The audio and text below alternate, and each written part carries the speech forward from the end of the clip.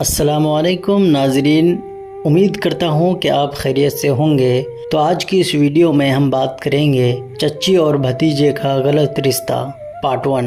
گاؤں کی سنسان گلیوں میں جہاں سب کچھ معمولی نظر آتا تھا، وہاں ایک داستان چھپی ہوئی تھی جو دھیرے دھیرے چچا کے علم میں آ گئی۔ یہ کہانی چچی اور بھتیجے کے درمیان کے غیر معمولی تعلق کی ہے، جسے خاندان نے کبھی محسوس نہیں کیا تھا، مگر تقدیر نے اسے بے نقاب کر دیا۔ چچی نرگس ایک خوبصورت اور معصوم خاتون تھی۔ ان کی عمر 40 سال کے قریب تھی اور وہ اپنے شوہر بشیر کے ساتھ خوشحال زندگی گزار رہی تھی۔ بشیر ایک محنتی کسان تھا اور گاؤں میں سب کے درمیان عزت کی نگاہ سے دیکھا جاتا تھا۔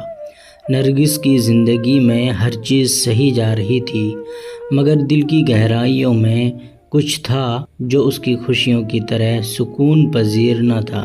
دوسری طرف نرگس کا بھتیجا ارشد، جو ابھی جوان تھا، ان کی عمر 20 سال کے قریب تھی، ایک دلکش نوجوان تھا۔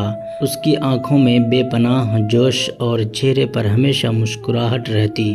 ارشد کی تعلیم مکمل ہو چکی تھی اور اس نے اب گاؤں کے کسانوں کے ساتھ کام کرنا شروع کر دیا تھا۔ اس کے والدین کا انتقال ہو چکا تھا اور وہ نرگس اور بشیر کے ساتھ رہ رہا تھا۔ ایک دن نرگس نے ارشد کو اپنے کمرے میں بلایا تاکہ وہ اسے کچھ ضروری باتیں بتا سکے۔ ارشد نے نہ جانے کیوں محسوس کیا کہ آج کی بات چیت کچھ مختلف ہو سکتی ہے۔ نرگس نے اسے بیٹھنے کے لیے کہا اور خود بھی پاس بیٹھ گئی۔ ارشد، مجھے تم سے ایک ضروری بات کرنی ہے، نرگس نے نرم لہجے میں کہا۔ تمہیں معلوم ہے کہ تم ہمارے لیے بہت اہم ہو اور ہم تمہیں اپنے بیٹے کی طرح مانتے ہیں۔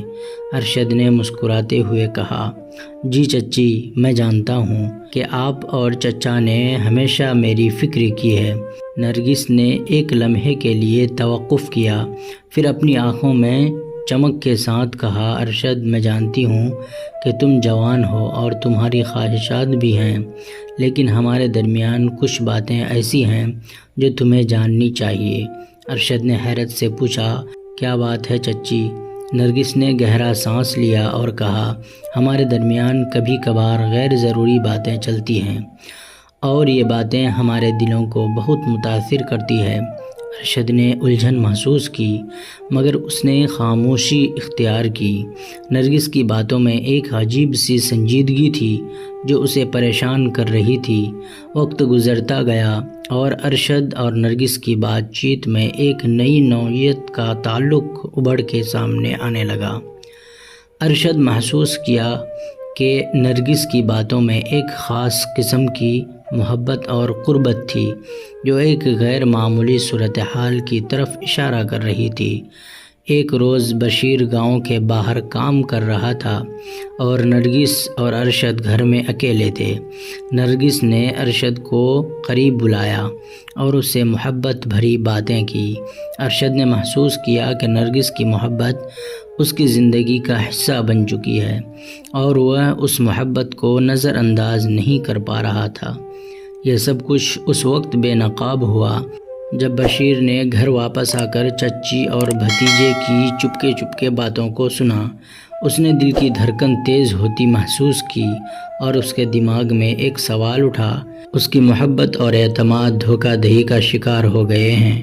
پارٹ 2 کے لیے ویڈیو کو لائک اور چینل کو سبسکرائب کرنا نہ بھولیں۔